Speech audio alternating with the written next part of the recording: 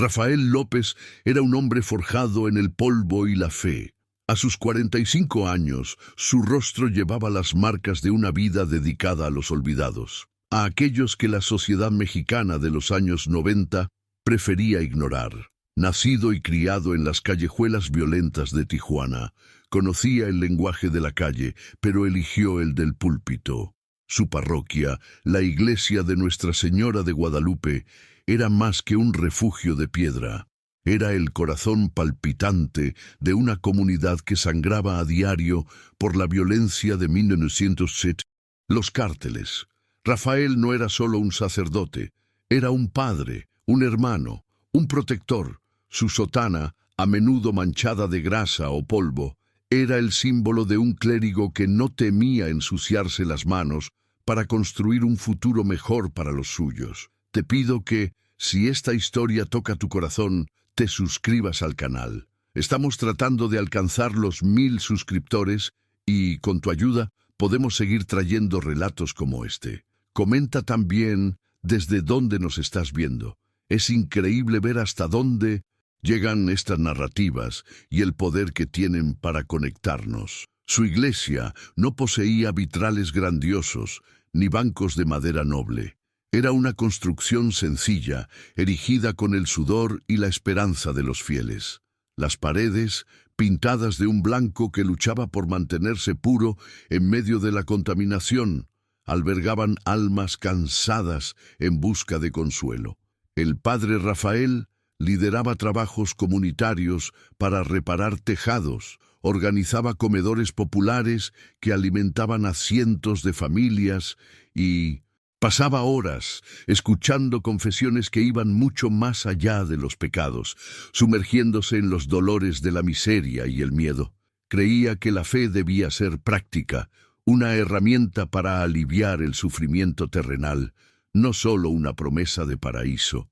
El ambiente que cultivaba allí dentro era un oasis de paz, un fuerte contraste con el caos que reinaba afuera, donde las leyes eran dictadas por el poder de las armas y el dinero sucio del narcotráfico que lo corrompía todo y a todos. En el centro del mundo de Rafael estaban Miguel y Javier, 2 monaguillos de 12 y 13 años, cuyas sonrisas eran la personificación de la inocencia que él luchaba desesperadamente por preservar. Los veía no solo como ayudantes en la misa, sino como hijos que la vida le había confiado. Les enseñaba a leer las Escrituras con la misma paciencia con la que les mostraba cómo reparar una bicicleta o patear un balón en el patio de la iglesia. Miguel, el mayor, soñaba con ser médico, mientras que Javier, con su voz tímida, quería ser maestro. Representaban la promesa de un futuro diferente, la prueba viviente de que era posible florecer en medio de la basura. Para Rafael, proteger a aquellos niños era proteger el alma misma de la comunidad, la semilla de un mañana que se negaba a entregar a la oscuridad.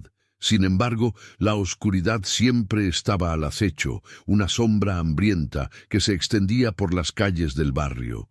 El cártel local, una facción violenta y sin escrúpulos, veía a la juventud como un ejército a ser reclutado o un obstáculo a ser eliminado. Las paredes pintadas con las siglas del cártel servían como un recordatorio constante de quién ostentaba realmente el poder. Rafael libraba una guerra silenciosa contra esa influencia.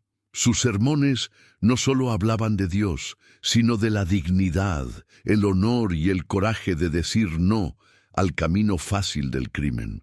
Esta postura lo ponía en curso de colisión directa con los jefes del tráfico, que veían en el sacerdote un obstáculo para sus negocios, un pastor que se obstinaba en no entregar sus ovejas a los lobos que rodeaban el redil. Cierta tarde, la tensión latente se materializó. Uno de los reclutadores del cártel, un joven con la mirada vacía de quien ya ha visto y hecho demasiado, intentó seducir a un grupo de chicos en la plaza frente a la iglesia. Rafael intervino, su presencia imponente y su voz, generalmente tranquila, sonando con la fuerza de un trueno. No usó palabras de condena, sino de decepción, recordándole al joven que él También había sido un niño de esa comunidad antes de perderse. El reclutador, sorprendido por el enfoque, retrocedió, pero no sin antes lanzar una mirada cargada de odio y una promesa velada de que el cura se arrepentiría de su intromisión. Aquel enfrentamiento, aparentemente pequeño, fue el detonante que sellaría el destino de inocentes y despertaría a un demonio dormido. En la soledad de su modesta habitación, tarde en la noche, Rafael sentía el peso de su misión, arrodillado ante un pequeño crucifijo de madera. Su fe era puesta a prueba con cada sirena que cortaba la noche, con cada historia de violencia que llegaba a sus oídos. Sus oraciones eran un diálogo honesto y, a veces, desesperado con un Dios que parecía demasiado distante de la brutalidad de su mundo. Pedía fuerza, no para sí mismo, sino para seguir siendo el faro que su comunidad necesitaba. Sabía que la esperanza era un artículo frágil y el miedo una plaga contagiosa. Aquel hombre que ofrecía consuelo a tantos raramente encontraba paz para sí mismo, pues cargaba sobre sus hombros la responsabilidad por vidas que amaba profundamente. El último día de paz fue bañado por una luz dorada de atardecer que volvía el polvo de las calles casi poético. Durante la misa, las voces de Miguel y Javier resonaron por la nave de la iglesia, puras y llenas de vida, mientras ayudaban a Rafael en el altar. El sacerdote los observaba con un orgullo que apenas cabía en su pecho. En ese momento, rodeado por su congregación, con los niños a su lado, sintió una chispa de esperanza genuina. Quizás, solo quizás, el amor y la fe realmente podrían vencer. Era una fotografía perfecta de un mundo que, en pocas horas, sería hecho añicos para siempre. Un recuerdo sagrado que se convertiría en el combustible para un fuego profano y devastador. Al final del día, después de ayudar a limpiar la sacristía, Miguel y Javier se despidieron del sacerdote con la promesa de volver a la mañana siguiente para la catequesis. «Hasta mañana, padre», dijeron al unísono, sus voces resonando en el creciente silencio de la iglesia.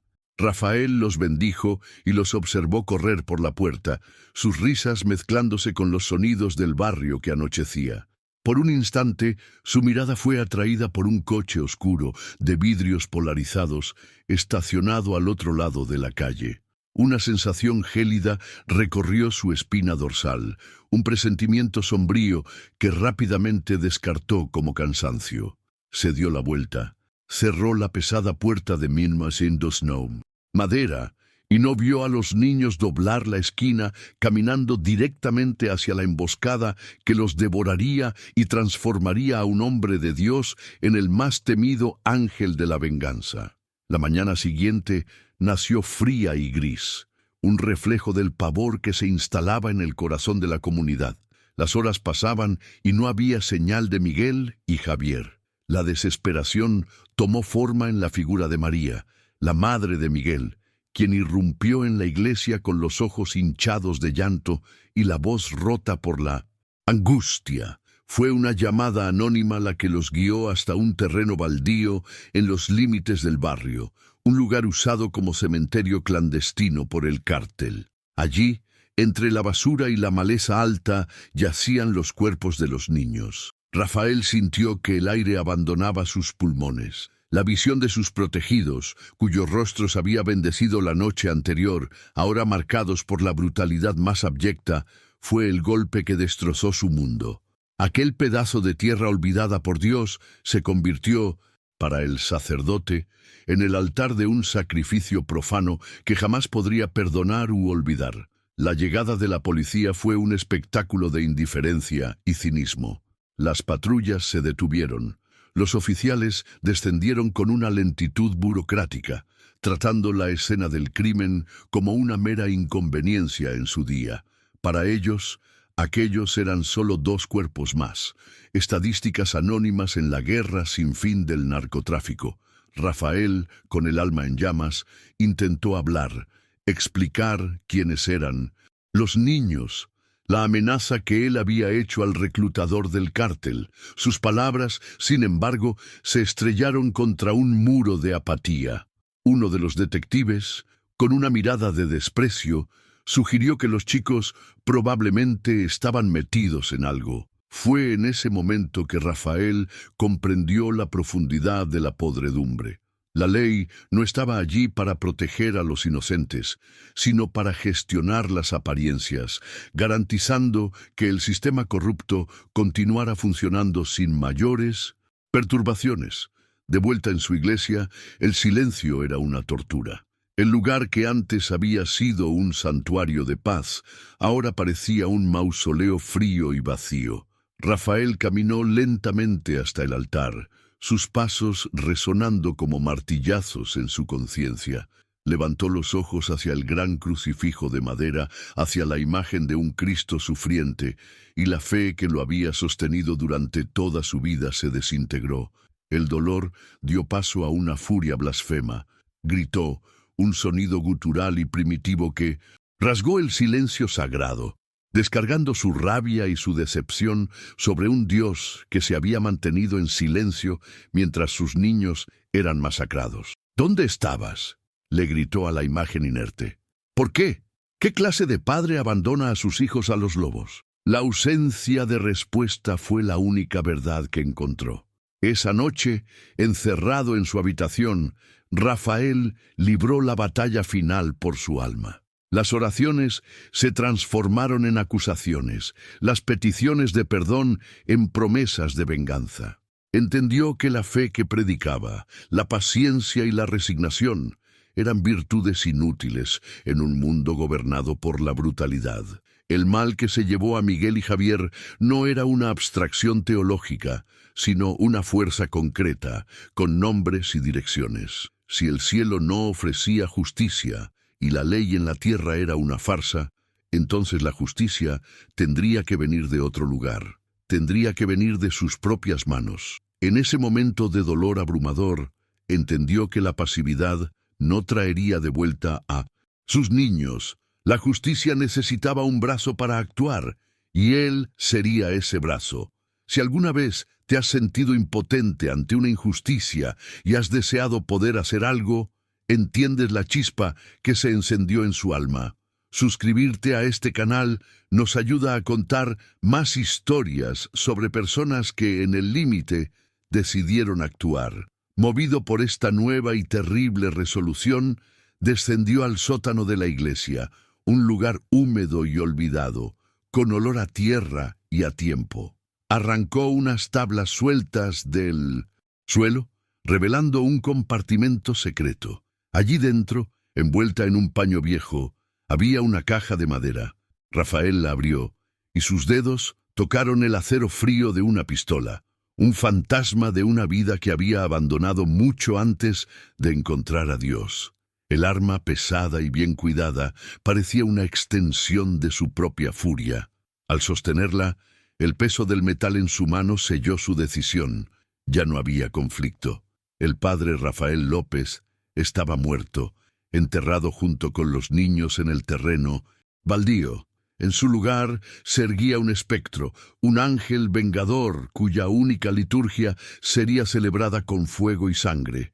La venganza de Rafael comenzó en una noche sin estrellas. Su primer objetivo fue un hombre llamado Héctor, uno de los vigilantes del cártel, conocido por su boca grande y crueldad mezquina.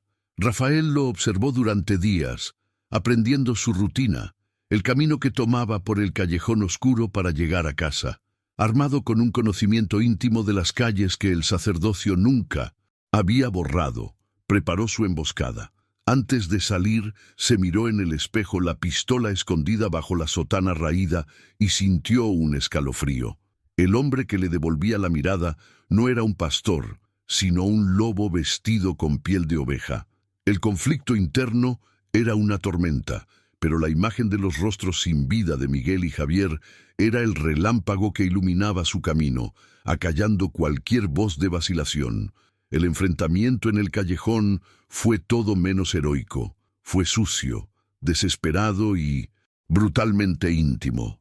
Héctor, tomado por sorpresa, no tuvo tiempo de reaccionar. Rafael no era un asesino entrenado. Su primer intento fue torpe. Lucharon cayendo al suelo inmundo, el olor a basura y miedo impregnando el aire. El arma se disparó, el sonido ahogado explotando en el espacio confinado. El silencio que siguió fue más ensordecedor que el disparo. Rafael se quedó allí, jadeante, mirando lo que había hecho. El acto, que en su mente era un paso hacia la justicia, en la realidad se reveló como una inmersión visceral en la oscuridad. El peso de la vida que había quitado lo aplastó, y lo único que sintió no fue satisfacción, sino un vacío helado y profundo. Regresó a la iglesia como un fantasma, con las manos temblorosas y el alma manchada. En la sacristía abrió el grifo sobre la pila bautismal e intentó lavar la sangre de sus manos, una mancha que sentía más en la conciencia que en la piel. El agua, que tantas veces había usado para purificar y bendecir, ahora parecía incapaz de limpiar su transgresión. Se despojó de la sotana, la vestimenta sagrada que ahora parecía un disfraz grotesco, y se quedó desnudo ante Dios y ante sí mismo, un asesino. Esa noche, el sueño no llegó. Fue atormentado no por el rostro de su víctima, sino por las sonrisas de Miguel y Javier, cuestionándose si aquel acto de violencia los honraba o si solo los arrastraba a la misma oscuridad que los había consumido. La noticia de la muerte de Héctor se extendió como la pólvora. En las calles, donde la información oficial raramente era la verdad, la gente hablaba en susurros. Nadie lamentó el fin del matón del cártel, pero todos se preguntaban quién habría tenido el coraje de hacerlo. Como no había señales de robo o pelea de pandillas, la imaginación popular comenzó a tejer una leyenda. Hablaban de un espíritu vengador, una sombra que venía a saldar las cuentas que la ley ignoraba. Pronto surgió un nombre, cargado de miedo y esperanza: el Padre Justiciero. El apodo, nacido del folclore urbano, se convirtió en un símbolo poderoso, sembrando el pánico entre los criminales y encendiendo una peligrosa llama de admiración en el corazón de los oprimidos. La segunda muerte fue más fácil, y eso aterrorizó a Rafael. El objetivo era el conductor que había secuestrado a los niños. Esta vez no hubo vacilación, ni lucha cuerpo a cuerpo. Rafael lo acorraló a la salida de un bar clandestino, y la ejecución fue rápida, precisa, casi quirúrgica. Se observaba a sí mismo actuar con una distancia aterradora, como si estuviera viendo a otra persona. La furia justa del principio estaba siendo reemplazada por una eficiencia fría, una adaptación espantosa a su nueva vocación. Con cada paso que daba en el camino de la venganza, sentía que una parte de su antigua identidad se desvanecía, reemplazada por un instinto depredador. Se estaba convirtiendo en el arma misma, un instrumento de muerte cada vez más afilado y peligrosamente más cómodo en su nueva y terrible función. Mientras la leyenda del justiciero crecía, el caso cayó en el escritorio del detective Valenzuela. Joven, honesto y todavía creyente en el sistema, era una anomalía en una fuerza policial corroída por la corrupción.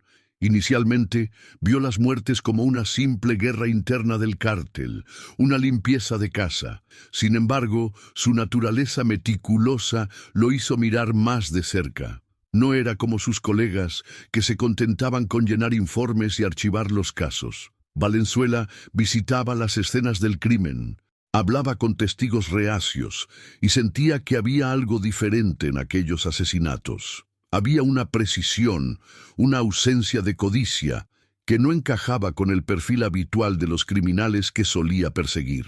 La investigación de Valenzuela comenzó a revelar un patrón inquietante. Las víctimas, aunque de bajo rango, eran todas piezas clave en operaciones específicas del cártel, y todas estaban vinculadas de alguna manera a la violencia que asolaba el barrio de la parroquia de Guadalupe. Las forma en que los cuerpos eran dejados, casi como si estuvieran en exhibición, sugería un propósito, un mensaje.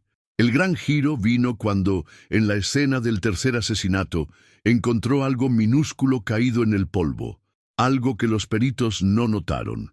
Un pequeño crucifijo de madera, barato, como los que se distribuían en las iglesias. Aquel objeto insignificante abrió una puerta en su mente a una posibilidad tan absurda que casi la descartó de inmediato.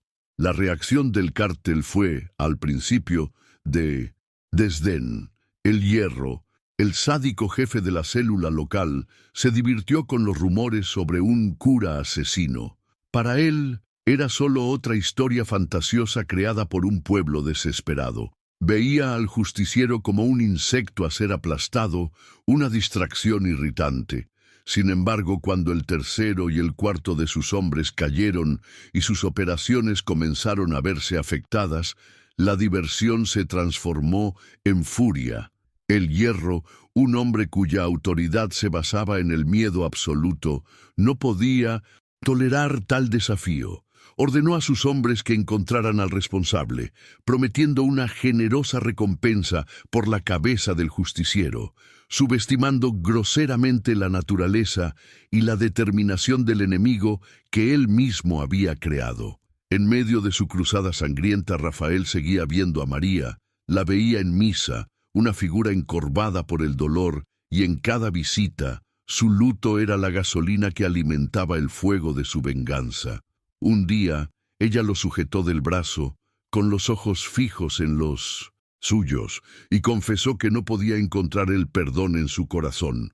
«Padre», dijo con la voz entrecortada, «rezo todos los días, pero no le pido a Dios que perdone a los asesinos de mi hijo. Le pido que les dé lo que merecen. Pido justicia». Sus palabras, pronunciadas desde la más pura angustia de una madre, sonaron para Rafael como una absolución. No estaba traicionando su fe. Estaba quizás respondiendo a las plegarias que Dios se negaba a escuchar. El peso de sus actos, sin embargo, lo consumía en la soledad. Las noches eran las peores. Se sentaba en el confesionario vacío, el silencio de la iglesia amplificando el tumulto en su alma. Allí, en el lugar sagrado donde había escuchado los pecados de tantos, confesaba los suyos a la oscuridad. «Bendíceme, Padre, porque he pecado», susurraba a las paredes. «Maté a un hombre y luego a otro, y lo haré de nuevo». Era un ritual de autoflagelación psicológica. No había penitencia ni perdón, solo el eco de su propia voz condenada, un diálogo con el abismo que se había abierto dentro de él. La dualidad de su existencia lo estaba partiendo por la mitad. De día, el sacerdote que consolaba a los dolientes; de noche, el monstruo que creaba nuevos dolientes. La investigación de Valenzuela lo llevó inevitablemente a la parroquia de Guadalupe. Sentía que la clave del misterio estaba allí, en ese barrio oprimido que ahora parecía respirar un aire diferente. Intentó interrogar a los residentes, pero se encontró con un muro de silencio. Las mismas personas que antes temblaban de miedo ante el cártel ahora lo miraban con desconfianza, protegiendo a su ángel vengador. Nadie sabía nada, nadie veía nada. Valenzuela se dio cuenta de que el padre justiciero se había convertido en un héroe popular, un santo profano. La lealtad de la comunidad ya no era hacia la ley que los había abandonado, sino hacia el hombre que, por medios brutales, les estaba devolviendo un sentido de orden y seguridad. La audacia de Rafael creció con su reputación. Se dio cuenta de que solo eliminar a los soldados no sería suficiente para derribar el imperio de El Hierro. Era necesario atacar la fuente de su poder, el dinero. En una operación arriesgada, irrumpió en un almacén abandonado que servía como laboratorio y depósito de drogas. El enfrentamiento fue intenso y caótico. Más hombres del cártel murieron, pero el objetivo principal se logró. Rafael prendió fuego a paquetes de cocaína y dinero, viendo cómo las llamas consumían el veneno que destruía a su comunidad. Aquel acto marcó una escalada en su guerra. Ya no era solo un vengador, era un cruzado, decidido a purificar su ciudad con fuego, sin importar el costo para su propia alma. La noticia del almacén incendiado llegó a El Hierro como una bofetada. La pérdida financiera fue significativa, pero el golpe a su reputación fue devastador. Un solo hombre estaba desmantelando su operación y haciéndolo parecer débil. La furia de El Hierro se desbordó. En un acceso de ira sádica, torturó y ejecutó a uno de sus propios lugartenientes frente a los demás, una advertencia brutal de que el fracaso ya no sería tolerado. La caza del padre justiciero se convirtió en su obsesión personal. Movilizó todos sus recursos, esparciendo informantes por toda la ciudad. La guerra, antes librada en las sombras, estaba a punto de estallar en una violencia abierta e implacable. La intensificación de la caza puso a Rafael en peligro inminente. Una noche, siguiendo una pista, caminó directamente hacia una trampa. Un tiroteo estalló en un patio industrial abandonado. Por puro instinto y suerte, logró escapar, pero no ileso. Una bala le rozó el costado, un dolor punzante que le recordó su mortalidad. Escondido en un callejón, presionando un trozo de tela contra la herida, sintió miedo por primera vez desde que había comenzado su viaje. No era una entidad sobrenatural, como sugería la leyenda. Era un hombre de carne y hueso, sangrando en la oscuridad, solo y perseguido tanto por demonios como por supuestos ángeles de la ley. La noticia de que algo andaba mal con Rafael llegó a oídos del padre Antonio, su viejo amigo y mentor del seminario. Antonio viajó a la parroquia y encontró a un hombre que apenas reconocía. El brillo en los ojos de Rafael había sido reemplazado por una oscuridad fría y distante. Antonio intentó razonar con él, apelar a la fe que un día compartieron, al hombre de compasión que sabía que todavía existía en algún lugar allí dentro. La venganza es del Señor, Rafael. Le imploró, no te conviertas en el monstruo que cazas. Pero sus palabras no encontraron eco. Rafael, con la voz desprovista de emoción, respondió que el Señor se había ausentado y alguien tenía que hacer el trabajo en su lugar. El dolor de la comunidad se convirtió en mi fuerza, pensaba Rafael mientras cosía su propia herida a la luz de una vela. Cada rostro que lo miraba con una chispa de esperanza en las calles le recordaba que no podía detenerse. Se dio cuenta de que eliminar a los peones no era suficiente. La serpiente seguiría viva mientras la cabeza estuviera intacta. Su misión ahora tenía un enfoque claro: encontrar y ejecutar a El Hierro. Si crees que una persona puede marcar la diferencia, incluso si el mundo entero está en su contra, continúa conmigo en este viaje. El apoyo de ustedes, suscribiéndose y compartiendo, me da fuerzas para seguir contando historias de valentía. Mientras Rafael se recuperaba, Valenzuela finalmente conectó las piezas. El crucifijo, la ubicación estratégica de los crímenes, el silencio protector de la comunidad y, finalmente, la escalada de los ataques a sabotaje financiero. Todo apuntaba a alguien con conocimiento íntimo del barrio y una motivación profundamente personal. La imagen del padre Rafael López, con su discurso encendido en el funeral de los niños, volvió a su mente. La idea era monstruosa, una herejía contra todo en lo que creía, pero tenía un sentido terrible. El detective, a regañadientes, colocó al sacerdote en la parte superior de su lista de sospechosos, sintiéndose él mismo un pecador por atreverse a pensar tal cosa.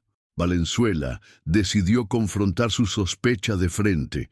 Fue a la iglesia de Guadalupe, usando el pretexto de buscar consejo espiritual. El encuentro fue un duelo de voluntades disfrazado de conversación pastoral.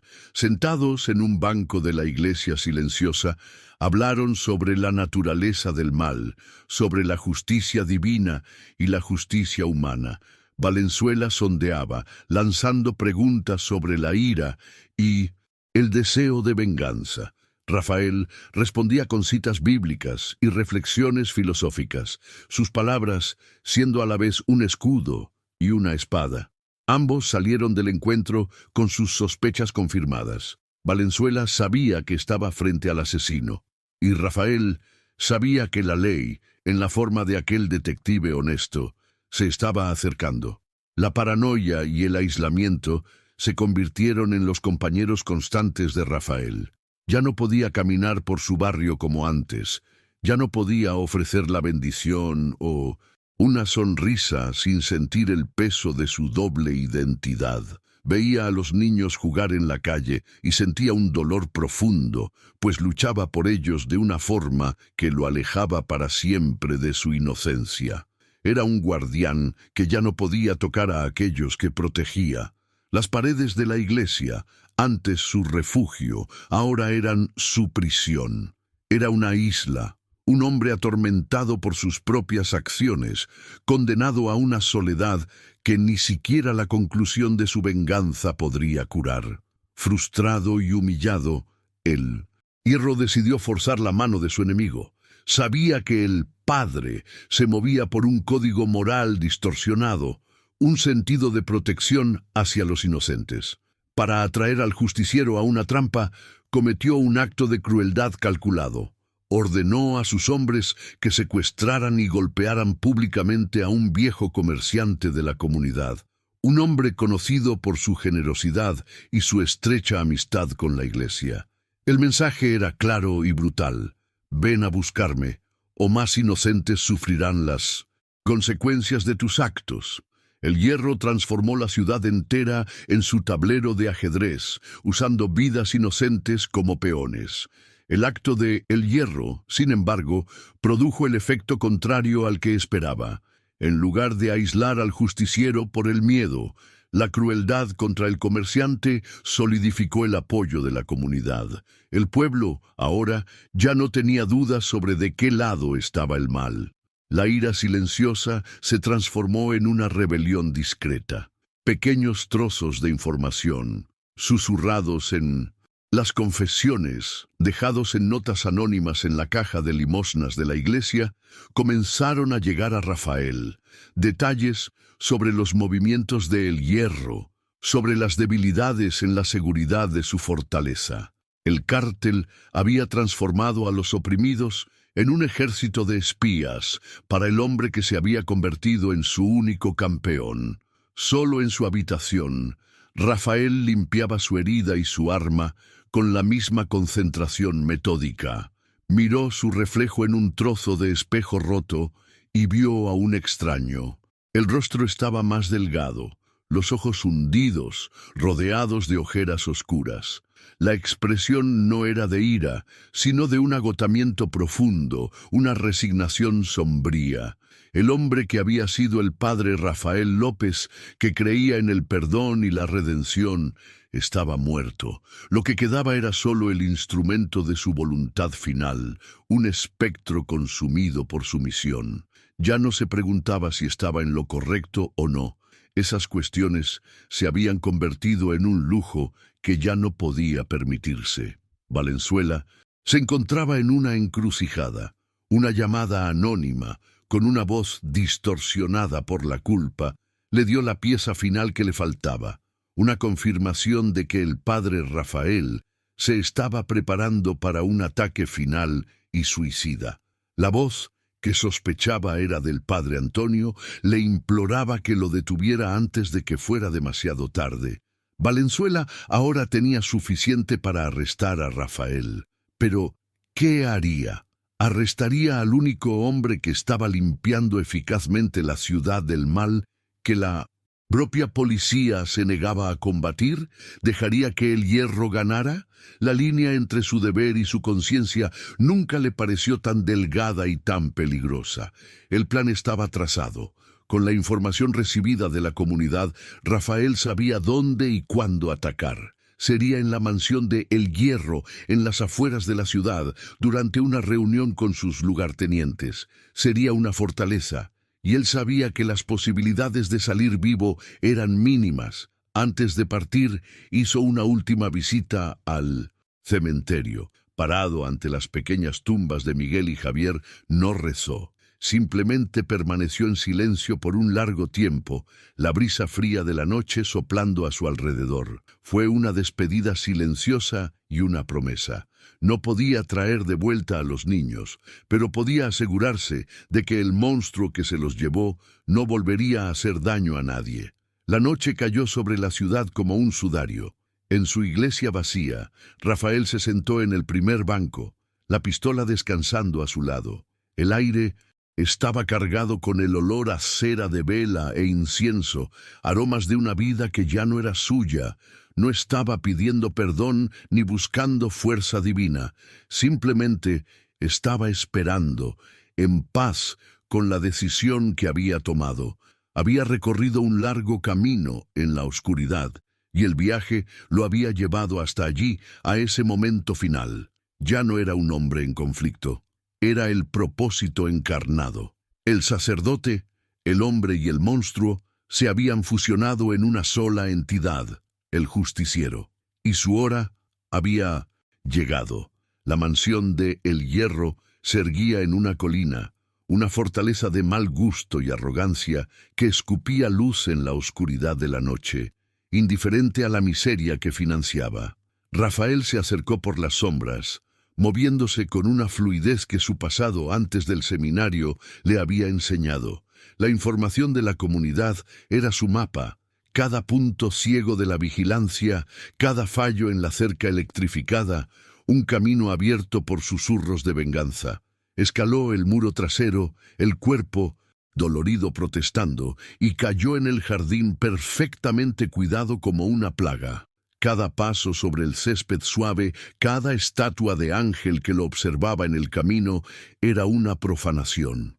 No era un invitado, era un espectro, el cobrador de una deuda que sería pagada con sangre, atravesando el umbral del infierno para encontrar al diablo en su propio trono.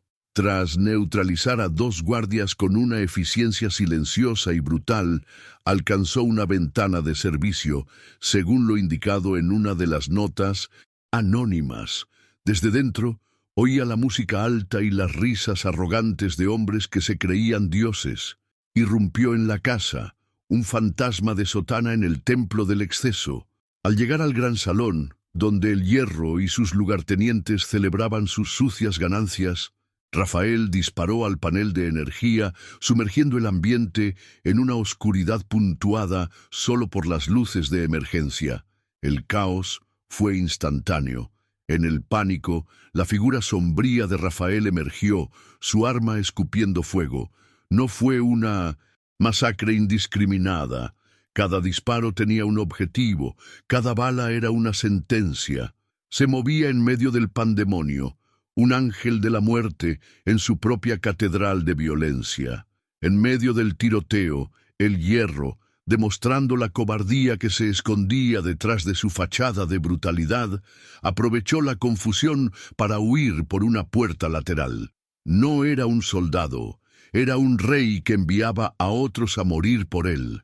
Rafael, incluso con una nueva herida superficial en el brazo, vio a su objetivo escapar y lo persiguió, la adrenalina anestesiando el dolor. La cacería se desarrolló por los corredores laberínticos de la mansión, un juego mortal del gato y el ratón, entre tapices caros y obras de arte robadas.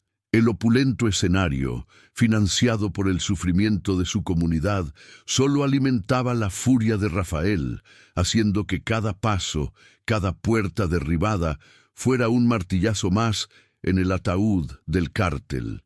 Finalmente, acorraló a El Hierro en su despacho privado, un santuario de ego y blasfemia. Crucifijos de oro y marfil compartían espacio en las paredes con fotos de políticos corruptos y trofeos de caza. Allí, bajo la luz de una lámpara de ónix, los dos hombres se enfrentaron. El miedo de El Hierro se había disipado, reemplazado por una arrogancia desafiante. «Así que el famoso padre justiciero es real», se burló. «Has venido a darme la extrema unción». Se acercó, su sonrisa sádica ensanchándose. «Recuerdo a tus niños. Lloraron mucho. Te llamaron a ti y a Dios. Ninguno de los dos apareció para salvarlos». Cada palabra era un veneno, calculado para destruir lo que quedaba del alma de Rafael. Las palabras de El Hierro dieron en el blanco. La disciplina fría que Rafael había cultivado se hizo añicos, dando paso a una ola de furia pura y primigenia. Soltó el arma y se abalanzó sobre el narcotraficante. La lucha fue salvaje, un enfrentamiento de pura fuerza y odio. Se rompieron muebles, se hicieron añicos objetos de arte. No había técnica, solo la brutalidad de dos hombres, decididos a destruirse mutuamente. Rafael, impulsado por una fuerza que provenía de las profundidades de su dolor, se impuso, sometió a El Hierro, golpeando su rostro hasta que la sonrisa burlona se convirtió en una máscara de sangre.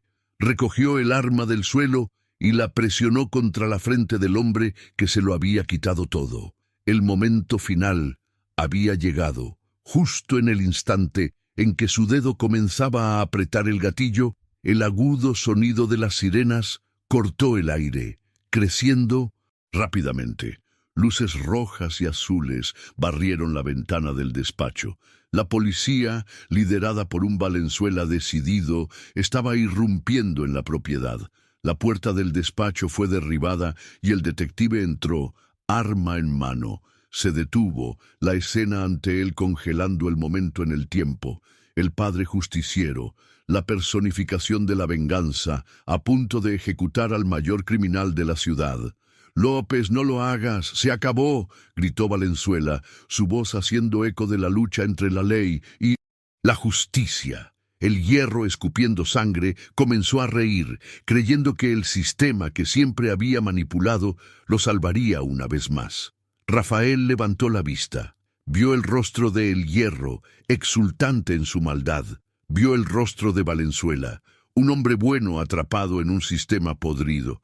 Y en su mente vio los rostros de Miguel y Javier, no como víctimas, sino como eran en vida, sonriendo. Una claridad gélida se apoderó de él. Matar a El Hierro sería una venganza, pero no sería justicia. Con Nonset, un grito que parecía venir de siglos de dolor, no apretó el gatillo. En cambio, usó el arma como un martillo, asestando un golpe devastador en la rodilla de El Hierro, quien gritó de dolor. Lo dejaría vivir, pero lisiado, roto. Le dio la espalda al narcotraficante quejumbroso y se enfrentó a Valenzuela. Antes de desaparecer por un pasadizo secreto detrás de una estantería, dijo, con la voz vacía, «Ahora empieza su trabajo». Cuando el caos en la mansión finalmente cesó, el detective Valenzuela se quedó ante lo que quedaba del imperio de El Hierro. El narcotraficante, ahora un hombre roto y quejumbroso de dolor, fue arrestado, junto con todos sus lugartenientes sobrevivientes. La operación fue aclamada como un gran triunfo de la ley, una victoria del Estado contra el crimen organizado. Valenzuela, ascendido, se convirtió en el rostro público de ese éxito. Sin embargo, en cada entrevista, en cada medalla que recibía, sentía el peso de una mentira. Él sabía, al igual que todos en el barrio, de Guadalupe sabían que la justicia de esa noche no provino de una placa, sino de la furia de un sacerdote que se atrevió a cruzar la línea que todos temían. La ley cosechó los frutos, pero fue la fe, en su forma más oscura y distorsionada, la que plantó la semilla. De Rafael López nunca más se supo. Se disolvió en las sombras de las que había emergido, un fantasma que cumplió su promesa y desapareció. La búsqueda fue intensa, pero infructuosa. En su antigua comunidad nadie tenía información. El silencio que antes lo protegía ahora sellaba su legado, transformándolo en una leyenda urbana. Para los criminales, El padre justiciero se convirtió en el hombre del saco, una historia contada para asustar a los novatos. Para los justos, era un santo reacio, un ángel caído que se sacrificó para que otros pudieran tener paz. Su iglesia permaneció cerrada, un monumento silencioso a un hombre que amó tanto a su rebaño que se convirtió en el lobo para ahuyentar a los otros depredadores. El barrio, libre de la mano de hierro del cártel, comenzó a respirar de nuevo. La curación fue un proceso lento, doloroso, marcado por las cicatrices de la violencia. Pero, por primera vez en años, los niños podían jugar en la calle hasta el anochecer sin miedo. María, la madre de Miguel, encontró una especie de paz en la justicia que se sirvió, aunque por medios profanos. Empezó a cuidar de la iglesia abandonada, barriendo sus hojas y encendiendo velas en el altar vacío. Una vela por su hijo, una por Javier, y una tercera siempre por el sacerdote atormentado que les dio venganza a costa de su propia salvación. La comunidad no lo olvidó. Simplemente entendieron que su sacrificio exigía el silencio y el respeto. Lejos, muy lejos de allí, en un pequeño pueblo costero donde nadie conocía su nombre, un hombre de hombros caídos y mirada perdida observaba las olas romper en la playa. Su rostro era el de Rafael, pero envejecido por el dolor y la soledad. Pasaba los días en silencio, un espectro entre los vivos. A veces se sentaba en el fondo de una pequeña capilla local, no para rezar, sino quizás por costumbre, o para sentir el eco de una vida que nunca podría recuperar. Veía a las familias, oía las risas de los niños, y en sus ojos había un abismo de anhelo. Se había convertido en un guardián a distancia, condenado a proteger la inocencia que él mismo había perdido para siempre. Un pastor sin rebaño y sin Dios. La historia de Rafael nos obliga a cuestionar los límites entre lo correcto y lo incorrecto. ¿Encontró justicia para los niños o simplemente se perdió en su propia sed de venganza? Al convertirse en un monstruo para combatir a otros monstruos, salvó a su comunidad, pero se condenó a un exilio eterno de su propia humanidad. El final de su viaje no ofrece respuestas fáciles, solo el eco de un alma en conflicto. Si relatos como este, que exploran las profundidades de la condición humana, resuenan contigo, tu suscripción al canal es fundamental para que podamos continuar. Agradecemos inmensamente que te hayas quedado con nosotros hasta el final de este intenso y sombrío viaje.